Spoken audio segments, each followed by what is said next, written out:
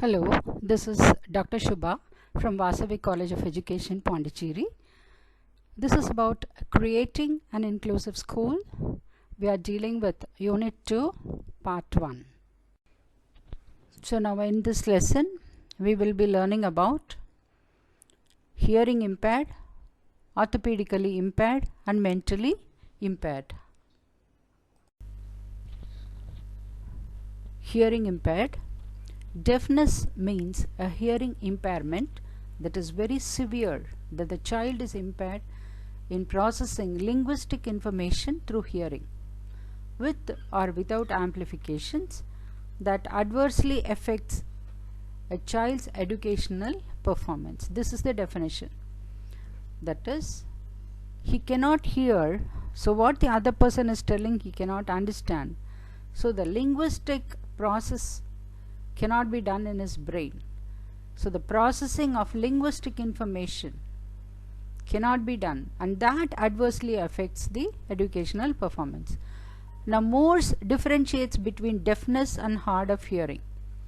Now a deaf person who cannot hear, that is, hearing is disabled, that precludes the understanding of speech through the ear alone, without or with the use of a hearing aid.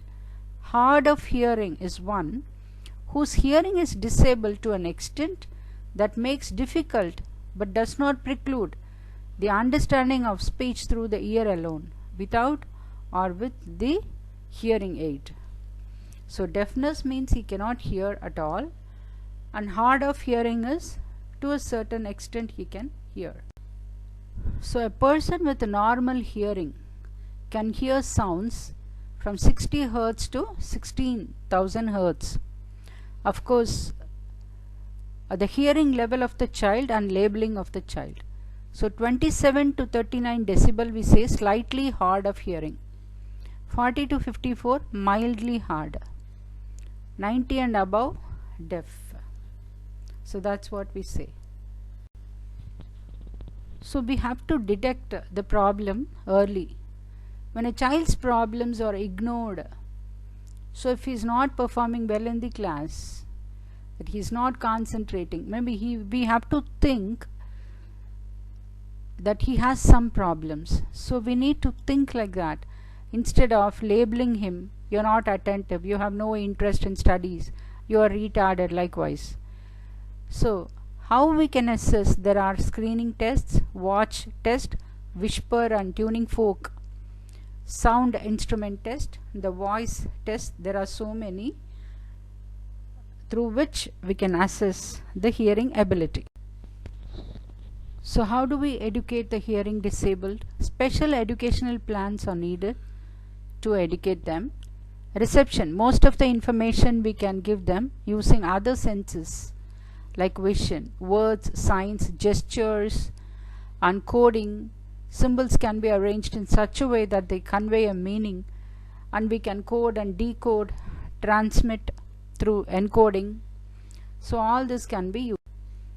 A lot of technological aids are there: hearing aid and cochlear implants, assistive listening devices, alerting device, text telephones and computer technology. These are the assistive technological aids for hearing impaired children. Now there are lots of assistive technologies for students with hearing impairments, like audiometer, fire alarm paging system, radio aids, teletext, doorbell lighting system, and so many others. Now orthopedic impairments. This dramatically affects the quality of life and even shorten the lifespan if left untreated. With impaired mobility, affected people may not be able to sit, walk or handle things on their own.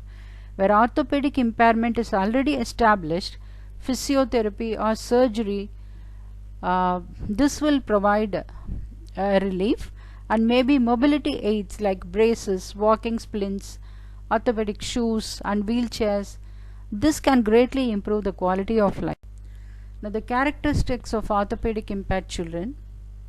They show the following characteristics: inaccurate coordination of the limbs, which may affect mobility, posture, manual dexterity, This is the most visible and significant feature. Difficulty in perception, concentration, if the impairment is neurological. Difficulty in verbal communication in case of muscular dystrophy or facial burns.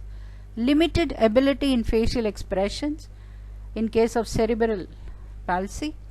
Deformity in the child can also be observed.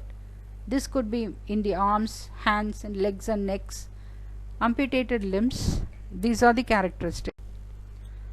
Now what the teachers can do and how the teachers can help. The classroom and the classwork needs to be organized so that these are accessible to the handicapped students. The limitations should be recognized and expectations should be held high for all the students so that they will have their self-esteem and they will realize their self-worth. How to deal with these children? To respect orthopedically challenged students as the same as for the people with other kinds of disability. They have to be trained to be independent to the extent possible, and the possibilities should not be underestimated. The learning environment has to be supportive and socialization should be encouraged. Students with orthopedic impairments may need instruments like special pencil holder or slated boards that support their arms. While computers are helpful, keyboards may need modifications if at all it has to suit them, suit their special needs. Effects of orthopedic impairments. They suffer disadvantage and their inability to mix freely and independently with their peer group. A number of social and emotional behaviors are formed while the young children interact with each other. So they may not be very happily they happily interact with their peers. Now there are a lot of assistive technologies, devices to access information. So speech recognition software is there, screen reading software, augmentative, that is helping, and alternative communication devices are there, academic software packages for disabled children, and for positioning and mobility we have canes, walkers, crutches, wheelchairs, specialized chairs, desks, tables and computer keyboards are there. Now mentally impaired. Mental retardation can be said as substantial limitations in present functioning of the brain. It refers to a chronic condition present from birth or maybe from early childhood, which is characterized by both impaired intellectual functioning as measured by standardized tests and impaired adaptation to the daily demands of the individual's social environment. That is, intellectually they cannot function well, they are impaired intellectually, which can be understood by giving them some standardized test, and also they cannot adapt themselves to the daily demands of the society. Mental retardation is a condition of arrested or incomplete development of mind existing before the age of 18 years, whether arising from inherent causes or maybe by disease or any injury. Mental deficiency is a condition of subnormal mental development present at birth or early childhood and characterized mainly by limited intelligence and social inadequacy. That is, their functioning, their intellectual functioning is also impaired and they cannot mingle with the society properly in the normal way, in the expected way. This is mental retardation. So from this we can understand that the level of functioning is limited and they have lower levels of intelligence. It affects their areas of functioning, it affects their social behaviors, and it comes either by birth or in early childhood, and it is measurable by giving them standardized tests. Adoption to various skills is difficult in mentally retarded children. They cannot adapt very well.